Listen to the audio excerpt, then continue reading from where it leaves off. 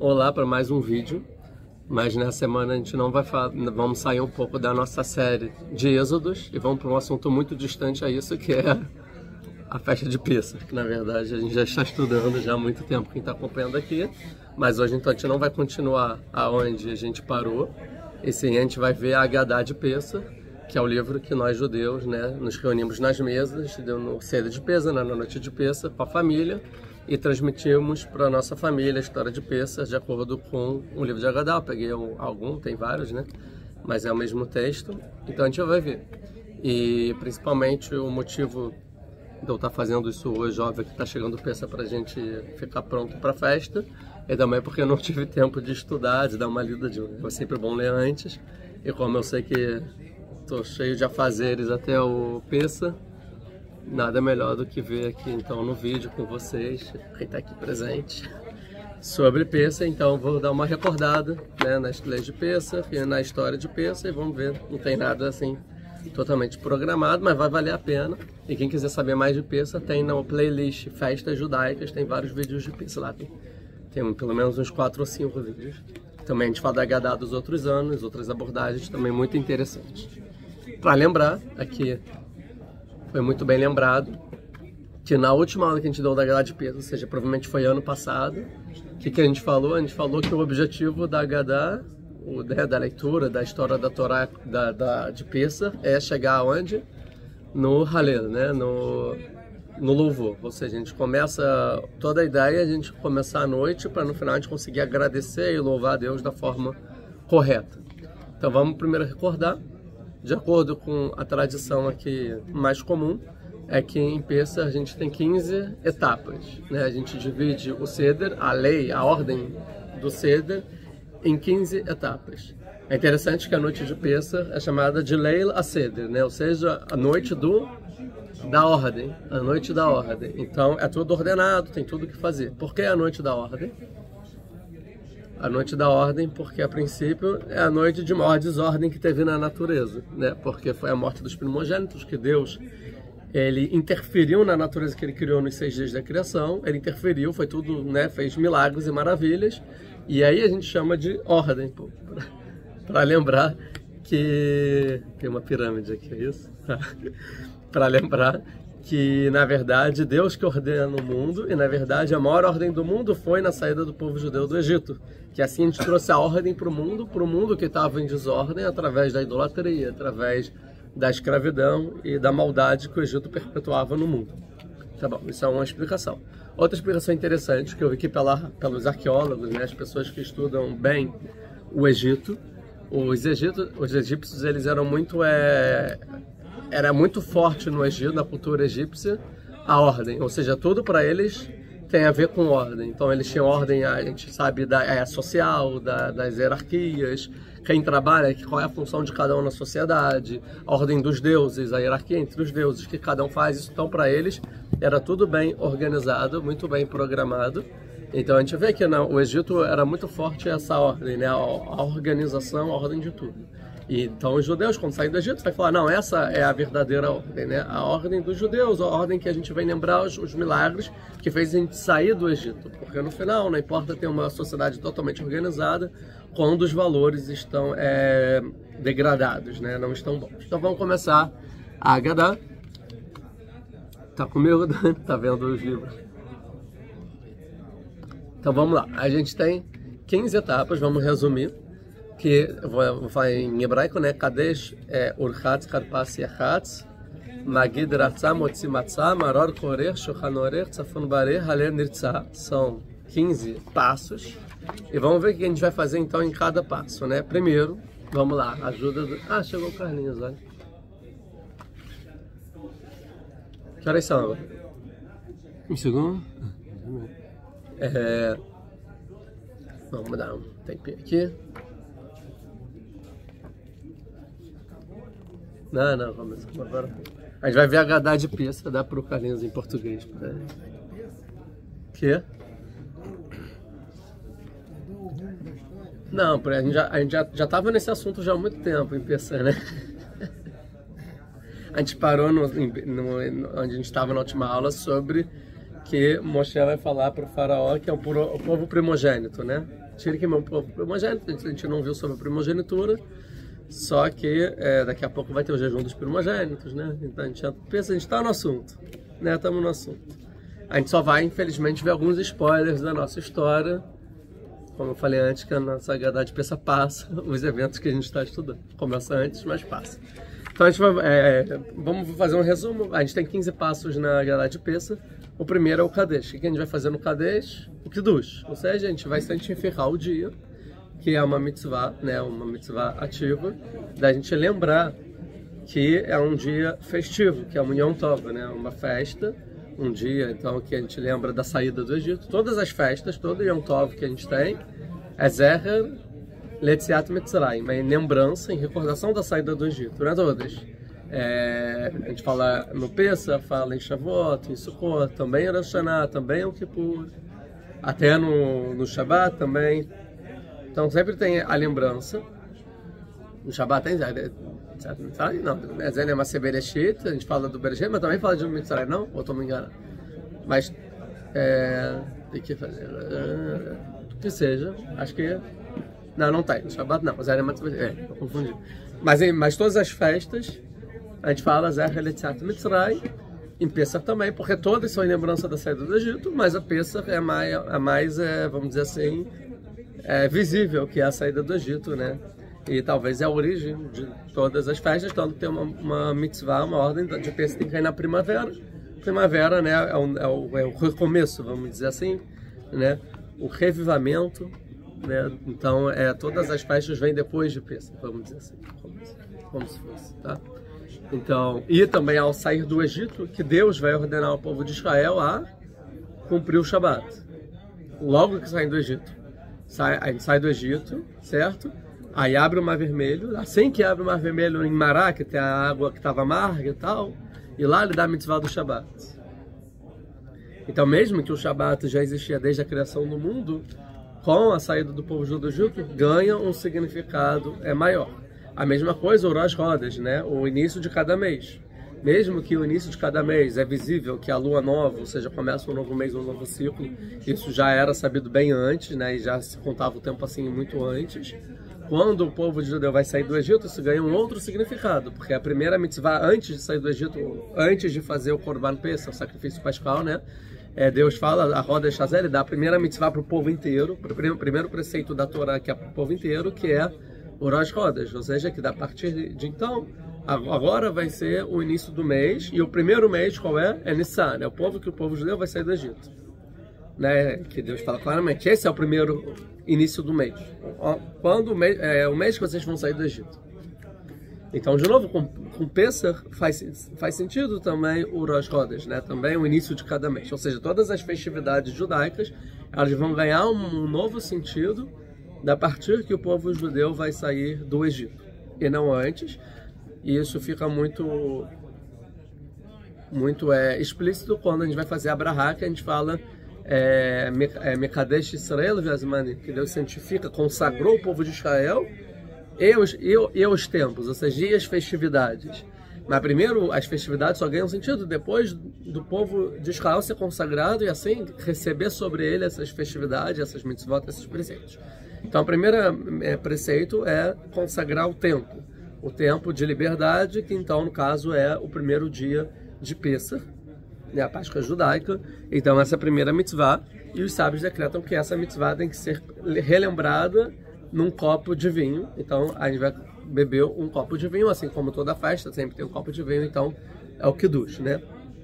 No Kiddush, a gente vai falar que Deus consagra o Israel, o povo de Israel, e os tempos, né? E depois a gente vai falar Shachriah, no Vegianas Manazé, que é que Deus nos fez permitir chegar, né? Nesse momento e tal.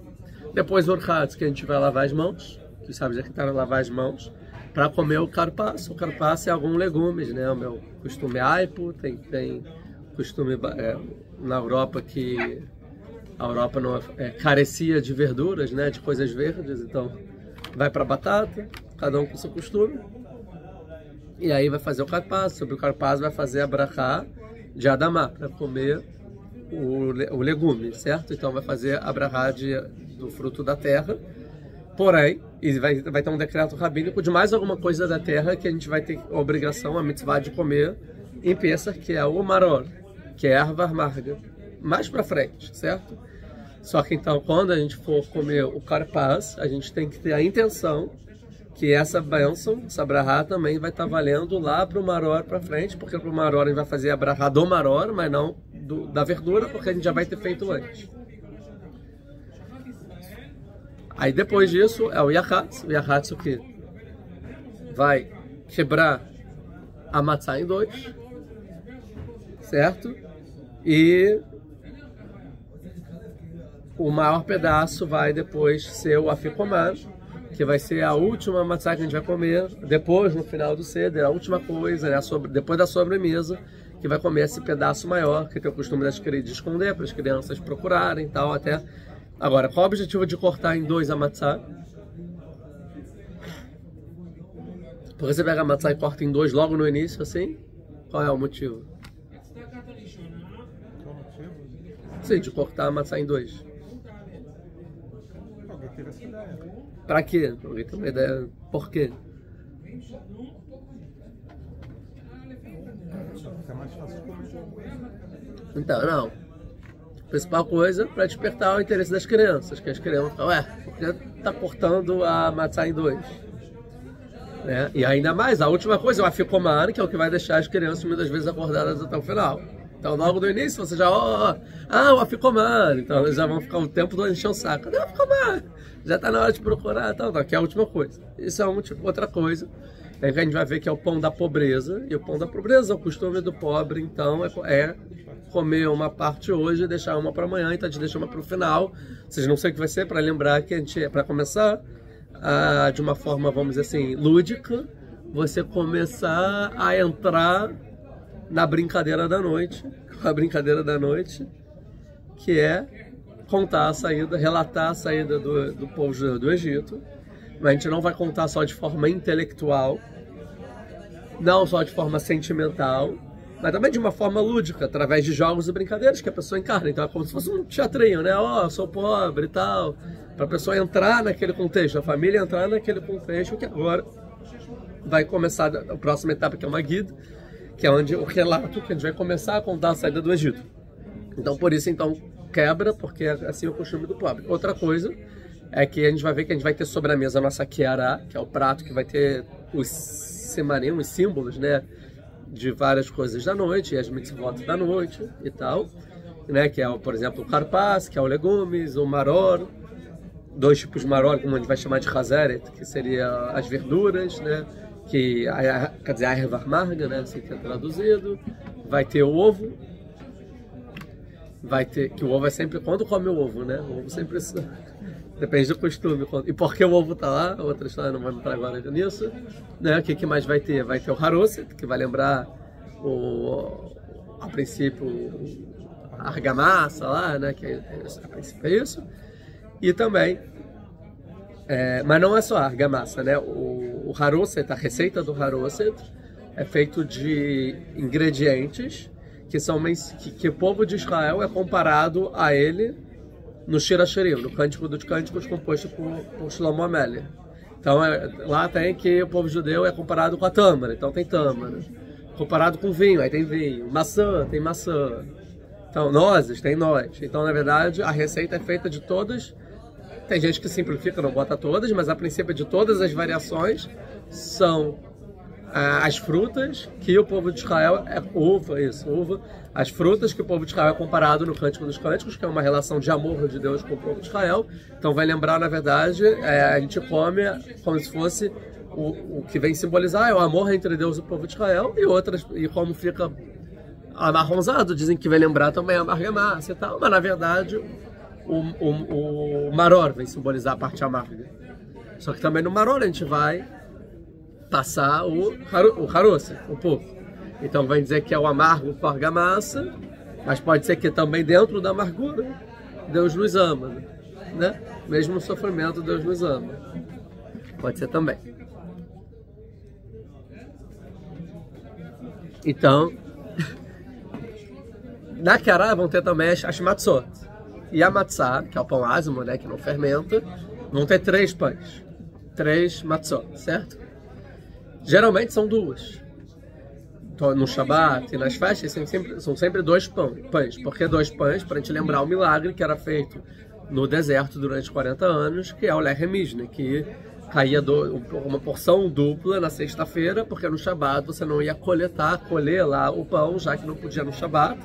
Então caía já a porção dupla. Então no Shabat, nas festas, sempre 2. Em Pessah são 3.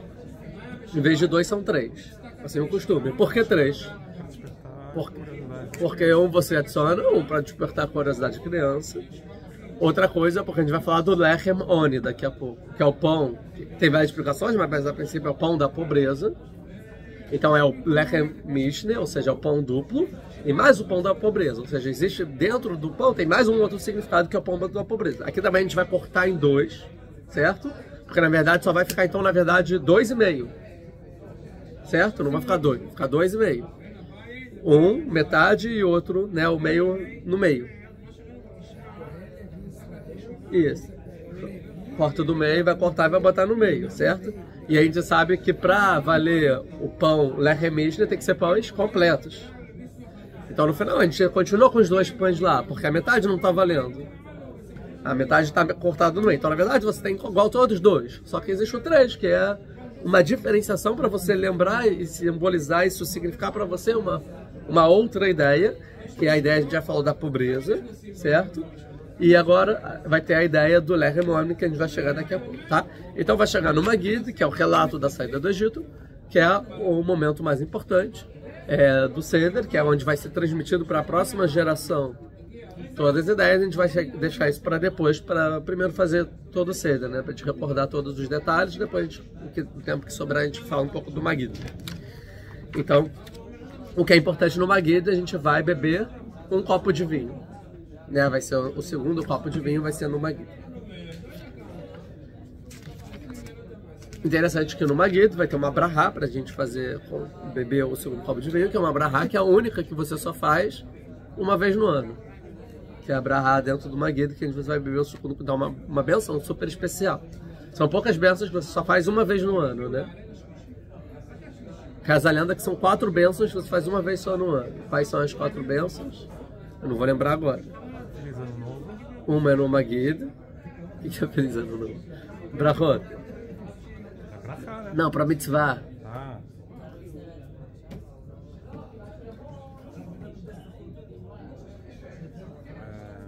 Se bem que em Israel não, porque você vai fazer do Arrilá, que você vai comer a matzá, certo? Faz só uma vez. Do Maror também uma vez. É que... Mas são poucas. Não, Hanukkah você faz 8 vezes. Todos os dias de Hanukkah. Que brahá tem Purim? Não, faz 2 vezes, Megillat Esther. Faz 2 vezes, é. Yom Kippur, sim, é uma vez só. As velas, né? Dignesh Shabbat, Veshel Yom Kippurim, uma vez só. O Biur Hametz, a queima do Hametz, vai fazer uma vez só. Então são poucas mitzvot que você faz uma vez só no ano. A brahot que você vai fazer uma vez só no ano, e a maioria está aqui em Pessah, no Seder de Pessah, ou vinculado ao Pessah. Mas vamos passar o... Quê? Vai ficar pensando, né? Não. Depois disso, aí, então, depois de lembrar, transmitir a ideia, sim? Qual é toda a ideia? A ideia é o seguinte: vai ter essa terceira matzá no Seder de Pessah, né? Quando a gente fizer uma guida, a gente vai estar falando, vai estar na nossa frente as 3 matzot, na verdade 2,5, certo? O que os sábios falam, assim está no Talmud, que toda vez que você está contando a história de Pessah, como tem que estar matzá? Descoberta, revelada, na sua frente. Se você está contando a história de Pessah, sem o paninho, você deixa as matzot aparecendo na sua frente. Isso. Toda vez que você for beber o vinho, ou fazer alguma menção do vinho, tem às vezes que vai falar assim: levanta o copo do vinho, no Veishem, levanta e desce. Por que você levanta e desce? Para despertar o interesse das crianças, né? Isso é para tudo, porque tudo é o interesse das crianças, que é a coisa mais importante, você transmitir para as crianças. Aí quando você levanta o vinho, você tem que fechar ou tirar da mesa, mas depois deixou vir, abriu. Porque sempre que tem vinho você tem que fechar, por causa da ordem das berahot. Porque o pão, ele tem preferência na ordem das bênçãos, a bênção do vinho, certo?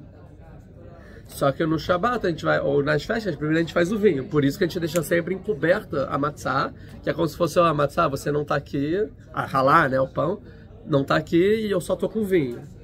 Então, mas existe uma mitzvah em Pesach, não digo uma mitzvah, mas existe um costume, uma boa recomendação que os sábios vão dizer no Talmud, que tudo que a gente faz no Pesach tem que ser na frente do pão. Então o pão sempre vai estar na nossa frente de forma revelada. Somente nos momentos, por questão técnica, que a bênção do vinho vem depois do pão, só que primeiro você vai beber o vinho e depois comer o pão, sempre que você vai fazer o vinho, você fecha o pão, até comer a matzá. Então se a gente vai vir, vai fechar o pão, mas só por uma questão técnica. Mas a regra geral é que tudo que você vai fazer em Pesach, o pão vai estar aberto na sua frente. A exceção vai ser, então, no Kiddush, primeira etapa, que você vai deixar fechado, no Veishana, que você levanta, e quando você vai beber o vinho no final do Magid, e também quando faz as 10 pragas que verte o vinho, também então você fecha o pão por uma questão técnica. Mas a regra geral é que o pão sempre está revelado. Por que o pão tem que estar sempre revelado na sua frente? Por que existe essa questão em Pesach? Porque tudo que a gente vai fazer é na frente do pão. Alguma ideia, alguma sugestão? Porque é o lechemone. Porque é o pão, a princípio a gente traduzir o pão da aflição, o pão da pobreza, certo? Que a gente explicou, que é o pobre e tal. Mas outra explicação do Talmud é o lechem sheonim alav dvarim arbe. É o pão na qual você vai perguntar sobre ele muitas coisas. A questão é o seguinte, não só você tem a obrigação de recordar a saída do Egito e transmitir isso para os seus filhos, como também fazer isso na frente do pão. Então, sempre que você está relatando, usando a sua boca para relatar, para falar, para transmitir os ensinamentos da saída do Egito, esses ensinamentos devem estar perante o pão. Depois de você falar o Magid, vai ser a parte de comer o pão, a matzá no caso. Quando você comer a matzá, é como se fosse que de forma lúdica, também para interesse das crianças, você deixa o pão na frente e fala, porque o pão está na frente. Também é para interessar as crianças, mas é uma forma lúdica de você dizer assim, tudo que eu estou falando aqui é isso que está me alimentando.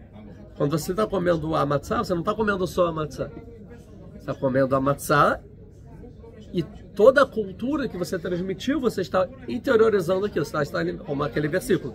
Não é só de pão que se alimenta o homem, mas tudo que sai da boca de Deus alimenta o homem. Ou aqueles dias virão que não é de pão e água que as pessoas vão ter sede, mas das palavras de Deus. Ou então Moshe Rabbeinu, que quando foi receber as palavras de Deus, ficou 40 dias e 40 noites sem comer.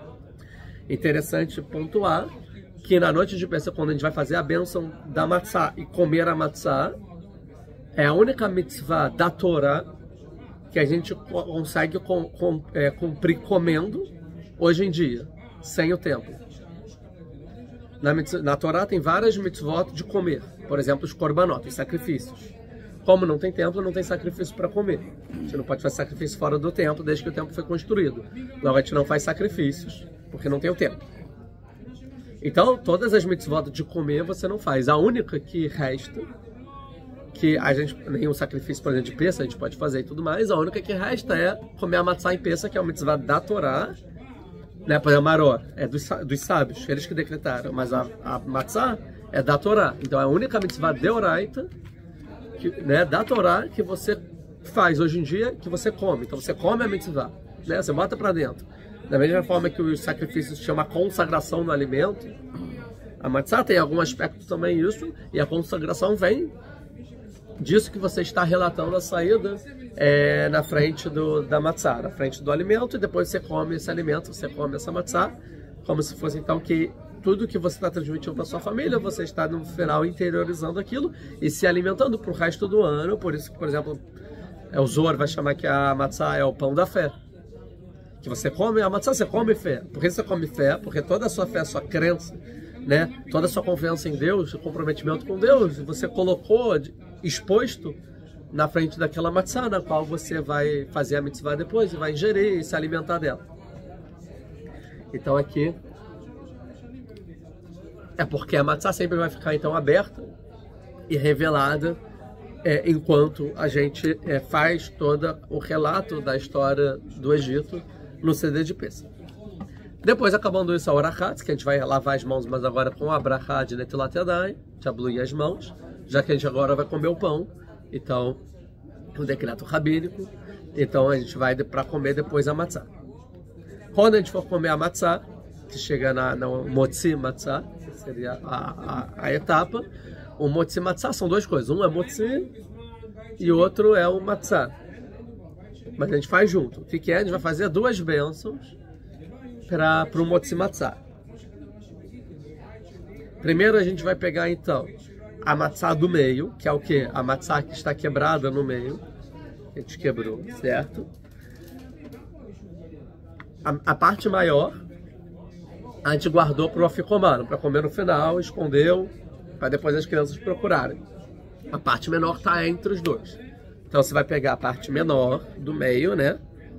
Ah não, desculpa, você vai um segundo. Desculpa, não, você vai pegar as três, né? As três matzot, ou seja, na verdade as duas e meia juntas, certo? E vai fazer a bênção de amotzi, ou seja, a bênção do pão, como a gente faz sempre. Quando vai comer o pão, motzi lechem minatz, que é sobre todos os pães, porque todos aqueles pães você vai comer. Então você vai pegar as três e fazer a motzi.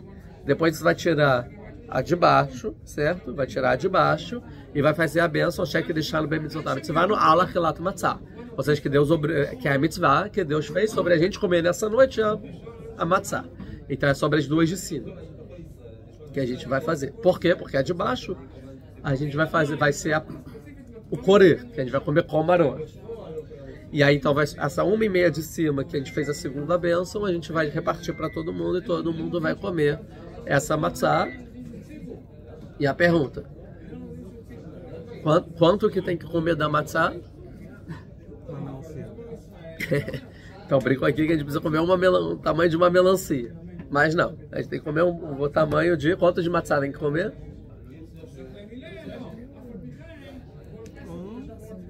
Então, uma azeitona. Kezai, o tamanho de uma azeitona. Quanto é o tamanho de uma azeitona? Aí muitos vão perguntar, quanto é o tamanho de uma azeitona? É o tamanho de uma azeitona. Aí vai ter que falar assim, não, mas existem azeitonas pequenas, existem tipos de azeitonas grandes. E antigamente,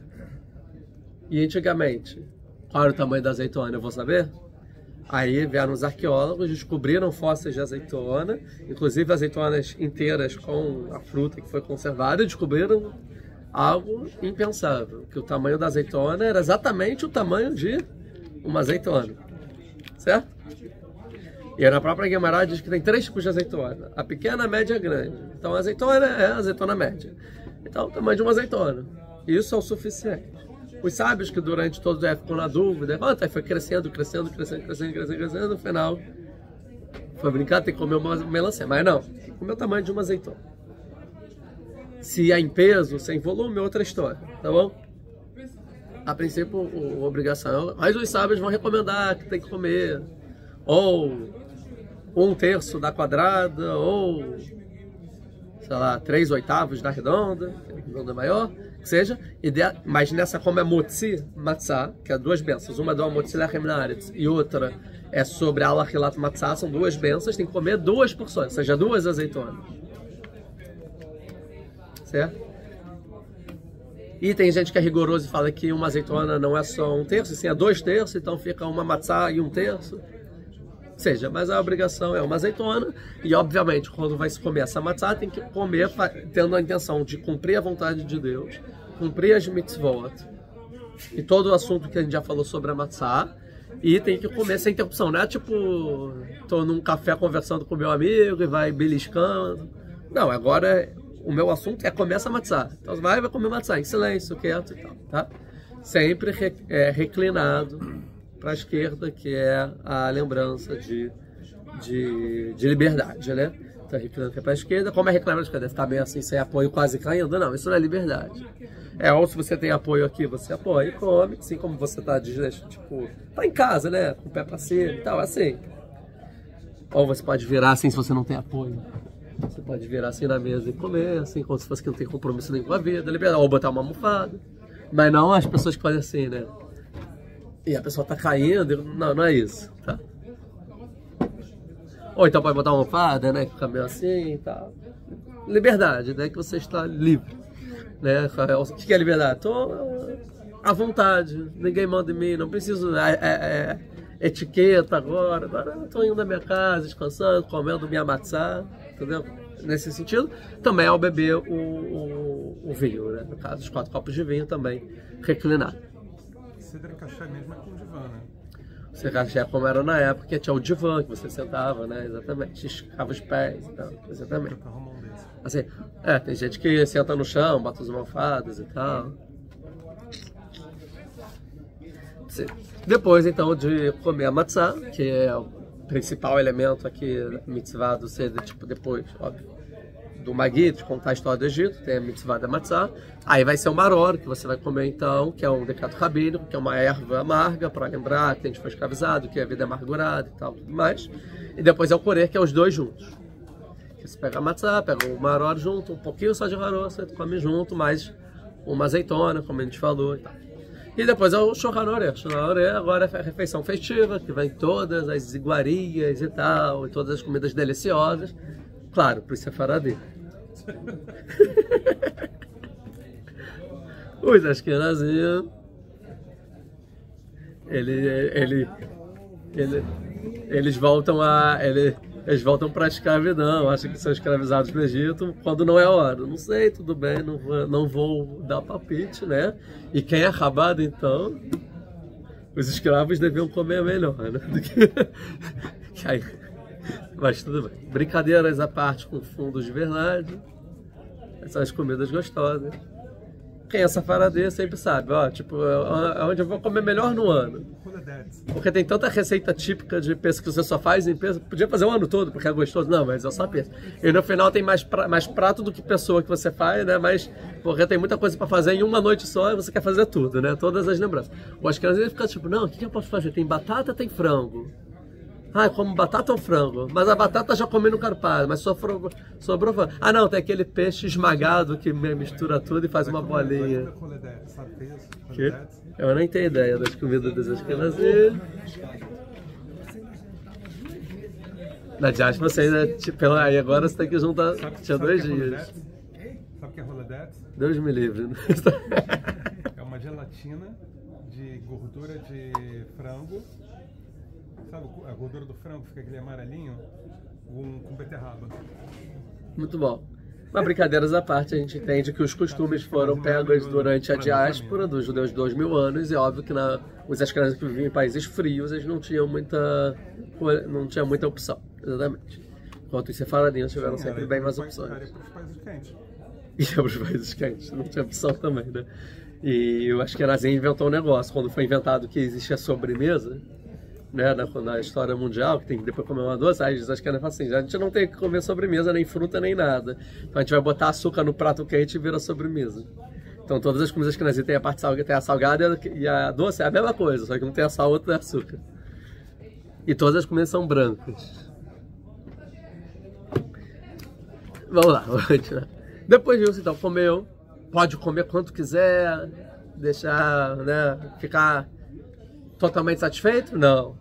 Porque lembra, tem o afikomado, que está escondido, que é mais um pedaço de matzá que você vai ter que comer e vai ter que terminar a seudar, mesmo depois da sobremesa, com aquele gosto na boca, gosto de liberdade, o gosto da matzá. Então, vai comer, lá vai... Tem o costume de que se come o ovo antes da refeição festiva, depois é o tzafun. O tzafun quer dizer tzafun, tzafun é o que está oculto. Que é o afikomá, ou seja, seria o que você vai comer. Todo mundo tem o costume de comer ovo? O ovo está na querá de todo mundo. Cada um tem o costume quando comer o ovo. Eu já fiz alguns CD de peça com a minha família quando era menor, que o ovo sobrava e ficava, e ovo? Ah, come aí, né? Mas a princípio cada um tem o costume onde vai comer o ovo. A minha família, no meu costume é antes do Shulchan, no início do Shulchan Aruch você começa com o ovo. Para lembrar do Korban Hagigah, que era um outro sacrifício que fazia nas festividades, nas 3 festas. Acho que não tá na Gadá o momento que comeu ovo. Não tem na Gadá o momento que comeu ovo, exatamente.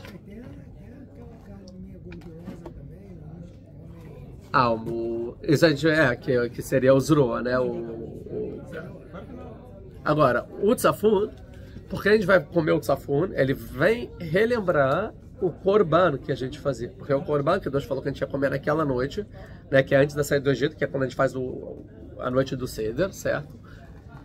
E o Korban era pra gente comer o Korban inteiro e tinha que dormir com o gosto do Korban na boca, do sacrifício. Mas como a gente não faz mais sacrifício hoje em dia, né? Não tem o seu templo e tal, o sacrifício pascal a gente até poderia fazer de forma impura, mas aí já entra mais em política e diplomacia, vamos dizer assim, né? E guerras e motivos de guerra, talvez. Então hoje não tem Korban Pessa, o sacrifício. Então a gente come, em lembrança desse sacrifício, a matzá que se comia junto com o sacrifício. Você antigamente pegava a matzá, aí já que você pegava a matzá, botava o sacrifício, né? E quando fosse comer o cabrito, você cortava, jogava na matzá, enrolava, que é correr, que é enrolava, fechava para não escorrer embaixo, né? E aí comia. Mas hoje em dia a gente não tem como fazer isso porque a matzá não enrola. Aí a matzá shirá, que é a matzá que enrola. Mas aí vai ser uma... Então tá, a gente vai comer então o afikoman, e a gente fala que essa é uma lembrança do sacrifício de Pessah que a gente comia quando já estava satisfeito, ou seja, tem 2 matzot. Uma, você vai comer antes da refeição, certo? Que é o motzi matzah e depois o korer, que você vai comer antes da refeição. E tem a matzah tzafun, que é depois da refeição. Por quê? Porque a matzah que você come antes da refeição, você tem a mitzvah de comer a matzah quando você está beteavon, ou seja, com vontade, quando você está faminto, que é o pão da pobreza, você está faminto, e você tem que comer com vontade, você tem que ter prazer naquela matzah, que é o Idur Mitzvah. Você faz um incremento na mitzvah, um embelezamento na mitzvah de comer a matzah com vontade. Por isso que antes de pensar, tem o costume de não comer 30 dias a matzah e tudo mais. Para você comer com vontade e você está faminto, porque já não comeu nada desde que comeu entropessa. Só comeu um canapé, que é o aipo, a batata, que na verdade é para aumentar a fome, não para tirar a fome. Bebeu 2 copos de vinho, falou, conversou, aí teve toda a noite de Pessah, falou toda a história, tal. Chegou a hora de comer. Você está faminto e vai comer com vontade, assim você vai fazer a mitzvah da forma mais bonita, que é a mitzvah da Torá. E existe uma outra mitzvah de você comer a matzah quando você já está satisfeito, que aí então é o tzafun, que é depois da refeição. Você já está satisfeito, mas não é quando você vai no churrasco e não aguenta mais, né? Tem que deixar um pouquinho, está satisfeito, a última coisa, então você vai terminar com a matzah também. E depois é o barer, que você vai abençoar o quê? Vai abençoar o pão que você comeu, a comida que você comeu, e daqui você vai beber o 3º copo, reclinado, ou seja, depois da refeição, o 3º copo de vinho. E aí vai fazer o Birkat Hamazon, normalmente, com os acréscimos de Pessah e tudo mais. Depois que fez a bênção posterior ao pão, vai ter cadê aqui? Então, calma, desculpa, o vinho. Aí depois você fica com o vinho, né? Primeiro o vinho, fica segurando, aí não faz o Birkat Hamazon, e no final você vai sabe, marana, lechaim, né? E aí vai fazer o vinho no final, reclinado. E como você acabou de fazer a bênção da refeição, vai ter que fazer a bênção do vinho, porque você já fez a bênção posterior do pão, que tira também do vinho, então tem que fazer de novo a bênção do vinho, e aí vai beber o vinho. Depois é a parte que você vai preparar o 4º copo de vinho, e é a parte do Eliel Anavê, que abre a porta, faz o negócio, e vai fazer o Halel, que é o principal do Seder, como eu falei no ano passado, muito bem lembrado. Quem quiser vai na playlist aí, festas judaicas, tem lá o que eu falei no ano passado, que o principal do Seder é você chegar no agradecimento da melhor forma possível. Então no Halel, no louvor, você vai fazer o louvor também perante o copo de vinho, e depois no final do louvor vai beber o 4º copo de vinho. E aí quando bebe o 4º copo de vinho, A gente chega no Nirtzah, que é a última etapa, que é Nirtzah que seja querido, ou seja, que Deus viu com bons olhos aquilo que a gente fez e que foi querido para Deus, e a gente faz uns pedidos no final, que no ano que vem a gente possa estar fazendo Pessa com o sacrifício de Pessa no Beit HaMikdash, que tenha paz e tudo mais, e que, ou seja, Deus, se você realmente gostou, se a gente fez tudo de coração e tal, por favor, então, que isso seja bem aceito por você, que ano que vem a gente consiga fazer da forma completa e como está escrito na Torá, com todos os detalhes, que ainda hoje a gente não consegue. Depois tem algumas musiquinhas e alguns costumes, cânticos. Aí são costumes que você vai fazer com o quarto. Agora, porque tem o copo do Eliyahu Hanavi, que seria o quinto copo, né? Porque também teria o quinto copo de vinho ao comer o Korban Pessah. São 5 copos. Na mesma coisa, eram 5 perguntas. No Manistaná, são 5 perguntas. Uma é porque nessa noite a gente faz o Korban Pessah e tal. Mas a gente não faz isso porque a gente não faz o sacrifício de Pessah. Então o quinto copo é só em lembrança, por isso que é Eliyahu Hanavi, porque a gente sabe que Mashiach, Eliyahu Hanavi vai chegar antes de Mashiach, vai anunciar Mashiach, né, o Messias, e aí a gente vai construir o templo e tudo mais através do Messias, Mashiach, que vai construir o templo. Então é o copo do Eliyahu Hanavi, que é o copo que a gente vai beber depois que chegar o Eliyahu Hanavi, anunciar a época messiânica com a construção do templo. Então é por isso que é o quinto copo, a gente não bebe, mas a gente se lembra, né? O copo não é safek da linguagem lá Então, se tem que beber ou não, já que não tem o sacrifício de Pessah. Não é... Agora, esse negócio de abrir a porta para Eliyahu Hanavi... E quando abre a porta... É tudo para despertar o interesse das crianças, para você entender o simbolismo, para ser lúdico, ser uma forma... Um teatro. Fazer um teatro é muito bom para você ensinar. Mas e se as crianças forem mais espertinhas assim? Aí você inventa outros jogos e outras brincadeiras. E aí, nesse momento, você fala assim, que o Irã seja destruído. Não sei o que. Viu que pela chaminé. Então, então a gente tem um tempinho, vamos ver agora a Haggadah. Essa é a parte boa. Essa parte boa. Não, todas as partes são boas, mas essa é a melhor, assim. Você gosta mais da Haggadah mais do que comer? É um tzadik. Você não precisa dizer isso em público. Magui, vamos ver. A gente começa falando em aramaico, alarmaniá. O que é esse pão? Vai falar, esse é o pão que os antepassados comiam no Egito, que é o pão da pobreza e tudo mais, né? E todo mundo que quiser vem e coma, todo mundo que vem fazer o Pessah com a gente. O Pessah, caso é o sacrifício, comer o sacrifício pascal quando tinha. Por quê? Porque é umas 3 festividades, que é Pessah, Shavuot e Sukkot, Shloshet HaRegalim, certo?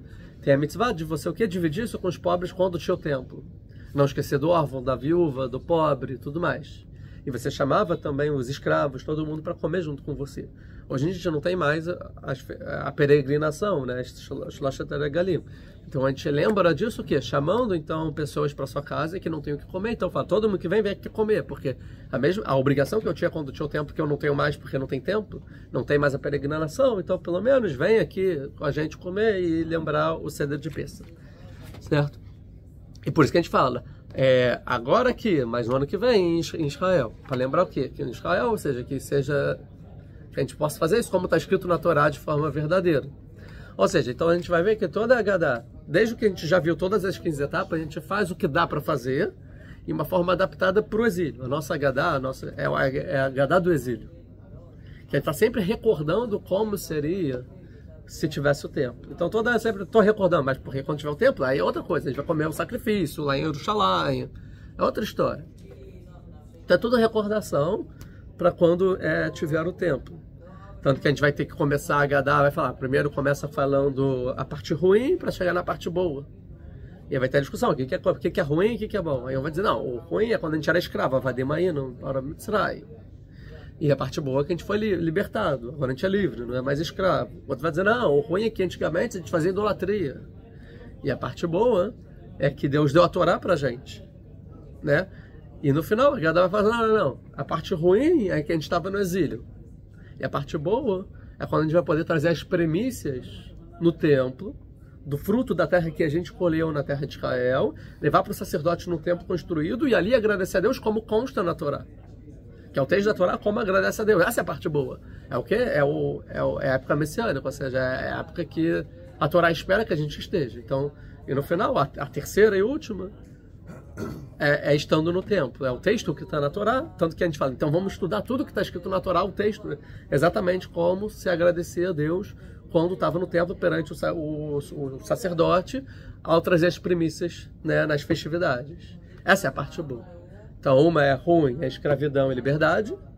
A outra é idólatra e recebimento da Torá. E a outra é o exílio e a salvação. São as três ruins e boas. E os sábios vão discutir aqui que é ruim e bom. Mas pela Torá, o ruim é o exílio e o bom é a salvação, como está na Torá.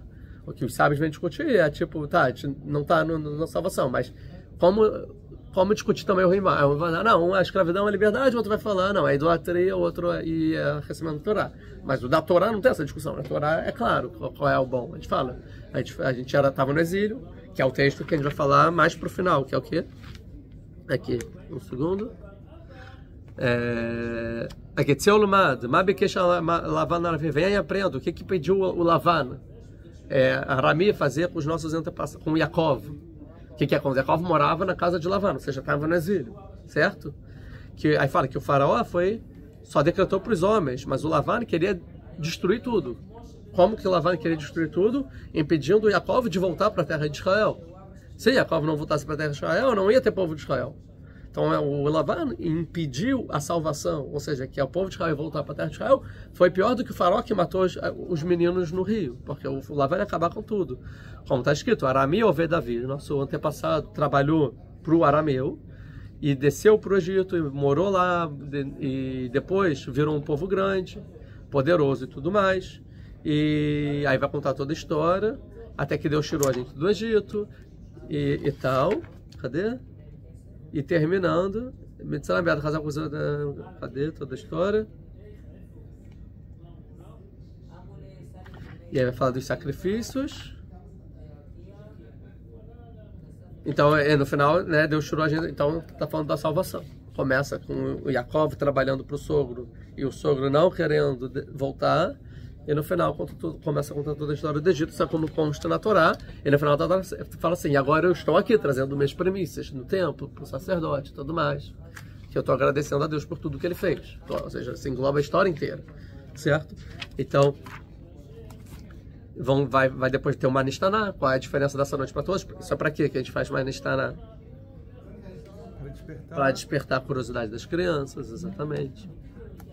Que a gente vai salientar as diferenças, né, dessa noite e outra, e a gente vai começar as três tipos de narrativa. O primeiro fala que a gente era escravo no Egito, a gente era escravo do Egito, do faraó, e Deus tirou a gente com o braço estendido, com a mão forte, e se Deus não tivesse tirado a gente de lá, a gente, nossos filhos, todo mundo ainda seria escravizado lá no faraó do Egito, mesmo que todos fossem sábios, todos fossem entendidos, todos fossem anciões, todos soubessem toda a Torá.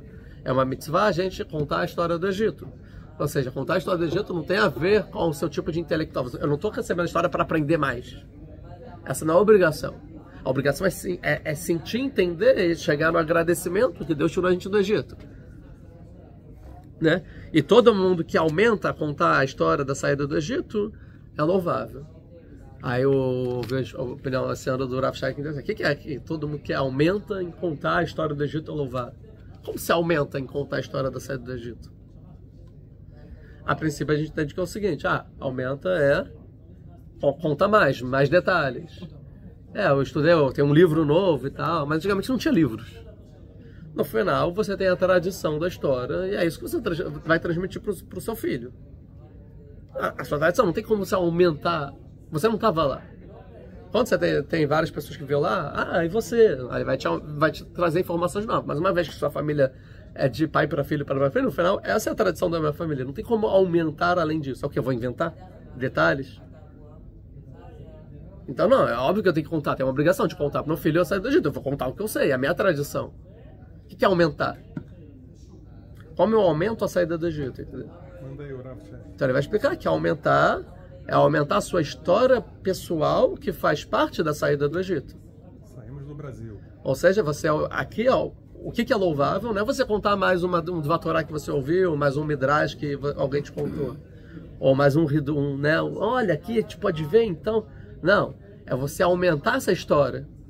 para contar como a salvação de Deus é grande. Eu sei que já teve a história do Egito que a gente já conhece, eu vou te contar, filho.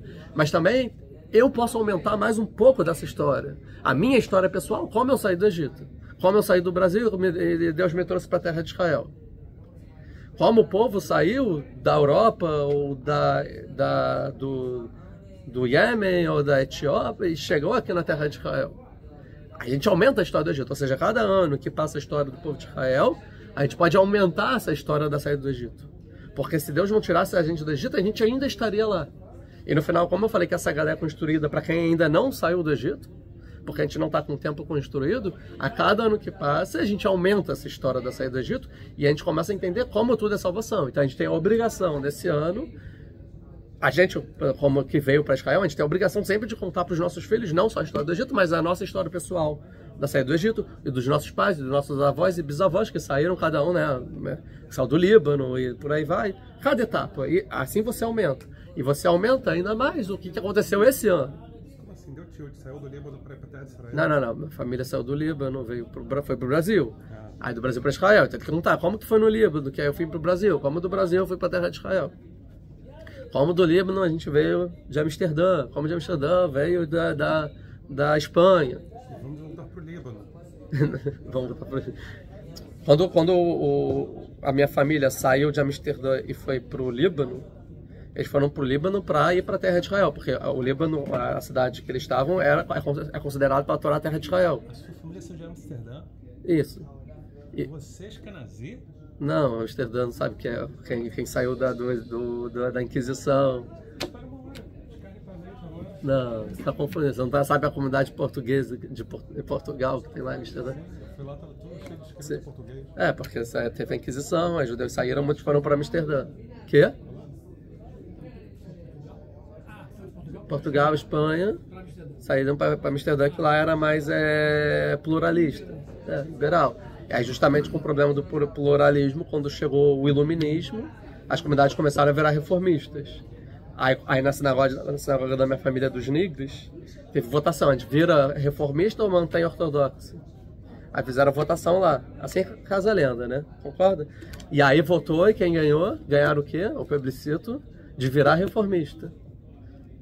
E aí teve uma pessoa ou dois que falaram, não, isso eu não aceito. Então eu não vou ficar aqui, eu vou para a terra de Israel. Aí foi para o Líbano, que antigamente não tinha Estado de Israel, e lá em Sidom, né, é terra de Israel. Então eu vou para a terra de Israel, foi para a terra de Israel. Lá no Líbano, depois, por causa de vários motivos, foram para o Brasil. Certo? Então, cada um tem que contar a sua história. E aí, pessoal, a gente vai contar para nossos filhos o que aconteceu esse ano que Deus salvou a gente da escravidão. Então, por exemplo, o que aconteceu na noite quantos dias? 2 dias atrás? 3 dias atrás? É uma coisa que a gente pode botar no cedo de peça para as crianças que entendem. Falar, olha como Deus salvou a gente. Não foi um milagre? E aqui você está acrescentando a salvação. E isso é louvado. Você entender cada vez. Então aqui nessa parte a gente fala do presente, não do passado. Vademaíno, a gente está falando do passado. Quando a gente fala todo aquele que acrescenta, a gente está falando do presente. Como no presente a gente ainda é salvo do Egito. E aí para mostrar isso vai ter a história dos 5 ou 4. Rabi Eliezer, Rabi Yeshua, Rabi Elazar, Rabi Banzar, Rabi Akiva, Rabi Tarfon, que estavam em Bnei Brak na casa do Rabi Akiva toda aquela noite. O que eles estavam fazendo naquela noite? Aí tem várias perguntas aqui, que eles estavam contando sobre a saída do Egito, certo? Toda aquela noite, até que vieram os alunos e falaram, já está de manhã. E aqui, a princípio, a gente vai trazer um caso para mostrar que mesmo os rabinos que eram todos entendidos, eles tinham a obrigação de contar a saída do Egito, e todo aquele que aumenta é louvável, logo quer dizer que eles não só aumentaram, como eles ficaram a noite inteira até a hora de rezar Shaharit, que os alunos precisavam falar, rabino, já Shaharit, ou seja, olha como é louvado. Mas, na verdade, tem algumas incongruências aqui. Uma, que Bnei Brak era a casa do Rabi Akiva. Então, o que os rabinos, por exemplo, Rabi Yeshua e Rabi Eliezer, que são os rabinos do Rabi Akiva, muito mais velhos que eles, estavam na casa do aluno no Pesa, em Bnei Brak. Deveriam estar na sua casa, certo? E 2, se a obrigação é ficar contando sobre a saída do Egito, isso é louvável, porque os alunos não estão lá. Eles tiveram que entrar e falar, amanheceu. Os alunos tinham que estar os alunos não aprendem com os rabinos. Não, agora é só os rabinos, os alunos vão embora. Não existe isso. Os alunos deveriam estar lá dentro. 2, o quê? Eles não conseguiam ver que amanheceu? Uma história um pouco esquisita, certo? Com a explicação, não era Seder de Pêssah. Não era a noite do Pêssah. Eles estavam escondidos na casa do Rabi Akiva para discutir se eles iam apoiar a revolta de Bar Korvá ou não, contra os romanos. Que o Rabi Ora... Não era Pêssah? Por que falam que eles estavam contando? Porque se fosse Pêssah, os alunos deveriam estar lá. Não, tá bom. Por que eles estavam contando a saída do Mitzrayim? Porque é o que vem mostrar, que eles têm que aprender hoje em dia, no presente, eles têm que acrescentar a saída do Egito. Como a gente vai sair do Egito? Como a gente vai se liberar dos romanos? Okay. Então, ou seja, vem mostrar que é no presente. Ou seja, hoje em dia a gente tem que, do Seder de Pêssah, o que é louvável, não só em Pêssah, o que é louvável a gente mostrar hoje em dia, como a gente vai chegar na salvação. Como a gente vai aumentar a salvação de Deus. Como a gente vai participar disso. Isso é o louvado. Pode ser que era a noite de Pêssah, né? Mas não faz sentido porque os alunos falam, já ouvi muito, eu vou dormir. Mas eu vou acordar cedinho para contar que os alunos deveriam estar lá dentro. Se fosse Pêssah, a família toda ia estar lá, os filhos, os netos, os alunos. 2, cada um ia estar na sua família, na sua casa, e não todo mundo em outra cidade. Não era uma Pêssah familiar, eles estavam fugindo dos romanos. Não necessariamente nessa época, né? Que a princípio parece que é aleatoriamente. Não, parece que realmente realmente era uma era o momento que eles estavam e eles estavam lá escondidos. Então tinha que ter os alunos vigiando. Pode dizer assim. Então, na verdade, mais porque eles estavam lá Pêssah, então não quer dizer que não era um Pêssah normal. Era um Pêssah que estavam fugidos e mesmo com o decreto de não poder estudar a Torá, eles estavam fazendo Pêssah porque isso louvavam. Mesmo eles sendo sábios, não precisavam mais saber de Pêssah. Mas a ideia de cumprir aquele Pêssah é para você ter força de conseguir sair do exílio. E transmitir isso para os seus alunos, né? E a ideia da noite, é óbvio que tu ficar toda a noite quer dizer todo o exílio até que chegou a aurora. Ou seja, que na verdade você tem que transmitir para os seus filhos e para os seus alunos e renovar cada dia a salvação de Deus até o dia que isso, até que os nossos alunos cheguem e falem, rabinos, parem de ensinar porque chegou a aurora, chegou a salvação. Agora amanheceu. Isso é bem claro que depois vai dizer, vai chegar o Rabi Elazar Ben Azariah e vai falar, eu já tinha 70 anos e nunca sabia e eu não sabia dizer, porque a gente tem que lembrar a saída do Egito de noite, né? Todas as noites, até que o Benzomar ensinou, que a gente tem que lembrar todos os dias da vida, e todos os dias da vida, de noite, certo? Também de noite, de dia e de noite. Ou seja, também na salvação, também no exílio. E aí depois os Rahamim vão dizer, e Rahamim a princípio aqui é como se ela... Não, é esse mundo e o mundo vindouro. Quer dizer o seguinte, também quando tiver mundo vindouro, a gente tem que lembrar da saída do Egito. É exatamente essa história. Ou seja, que eles mesmos estão de noite, ou seja, no exílio, eles tinham que continuar mantendo a chama acesa para os alunos e para todo mundo, lembrando até o amanhecer. Ou seja, que essa tradição não pode se perder durante o exílio. Até o momento do Olam Abá, do mundo vindouro, a gente tem que manter essa salvação de Deus no Egito e lembrar isso e passar para a próxima geração, até chegar à época messiânica, até que os alunos falem, Rabino, chega, não precisa mais ensinar, já chegou a aurora, já está claro. E a gente abençoa, bendito Deus, bendito Ele, bendito que deu a Torá para o povo de Israel, e aí vai falar vamos falar dos 4 filhos, e não vai dar tempo de falar tudo, falar que então a Torá vai falar como 4 filhos, eu não vou entrar aqui em tudo, mas o interessante é o seguinte, o primeiro vai ser o sábio, certo? O sábio vai falar o que são todos esses testemunhos, essas regras e tudo, né? Ele vai detalhar, né? Tudo que Deus... Me explica tudo que Deus ordenou. E aí que você vai responder para ele, que você não está isento até o aficomar, que é a última coisa. Então, na verdade, o sábio, ele quer saber o inteligente quer saber tudo. Até o final, todos os detalhes até o último, né? E no final você fala assim, vou falar do aficomar, vou falar da última coisa. Que é meio assim, olha... Não está dizendo que ele é o filho bom, e ele não é o filho sábio, ele é o filho inteligente. Intelectual, é aquele que quer perguntar, saber os detalhes. E aí o pai tem que dar chega para lá para esse filho e fala assim, depois de Aficomá, que a gente fizer o saída de Pêssah, pergunta o que quiser a noite inteira. Agora não é momento para isso. Não é momento para entrar nos detalhes, mas não tá, na Guemará tem opinião, aí o Rashba, calma, olha o resto da mesa. Esse não é o momento. É só, tem uma Ficomá, depois da Ficomá, todo mundo saiu de obrigação, o pessoal vai dormir, tal. Aí a gente fica, aí eu respondo o que você quiser. Não chega para lá pro inteligente. Não é momento de muita cabeça. Depois vai vir o perverso, vai falar: o que é isso que vocês estão fazendo? Aí ele está se tirando da obrigação. O que é que vocês estão fazendo? Amigo, tu tá aqui também, tu também tá fazendo, né? E aí fala: ó, você vai falar que a gente, não você, né?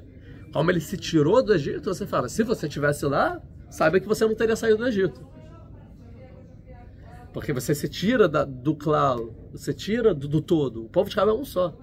Você acha que o povo de Israel é um, ou seja, você não precisa lembrar da salvação do Egito. Se você tivesse nascido do Egito, você seria daqueles que não teria saído, não teria ouvido a palavra de Deus, não teria saído.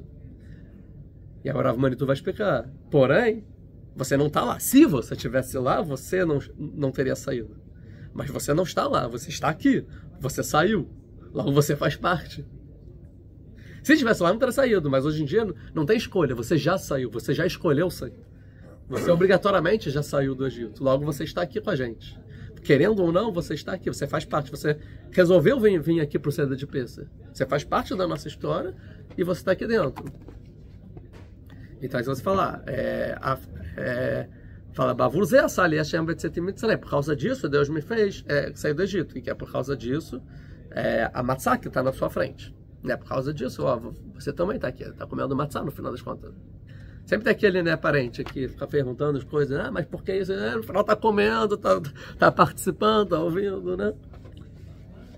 Depois é o ingênuo. O ingênuo fala, mais ou menos, mas ó, o que é isso?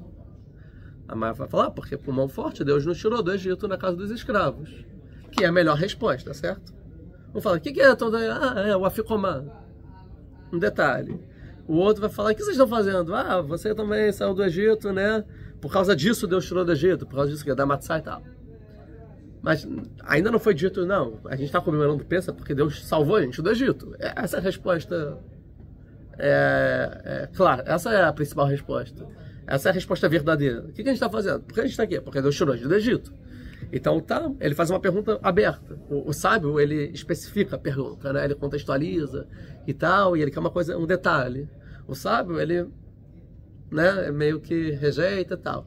O Talmud, ele faz uma pergunta aberta. O que é isto? Já que ele faz uma pergunta aberta, você consegue dar a melhor resposta. Fala, porque Deus tirou salvando do Egito. Logo, o Talmud tem a melhor pergunta. Ou seja, que você consegue dar a melhor resposta. Deus tirou a gente do Egito. Deus salvou a gente do Egito com mão forte. Por isso que a gente está aqui. Que é a resposta verdadeira. E o que não sabe perguntar, at patalo, feminina, a mulher.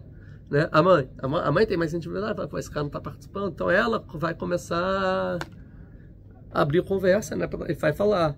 E vai ter que relatar para o seu filho naquele dia dizendo, por causa disso, Deus tirou a gente do Egito, ou seja, eu tenho que transmitir isso para você, e ele deixar por último, porque você não quer nem perguntar, começa a perguntar, abre a boca.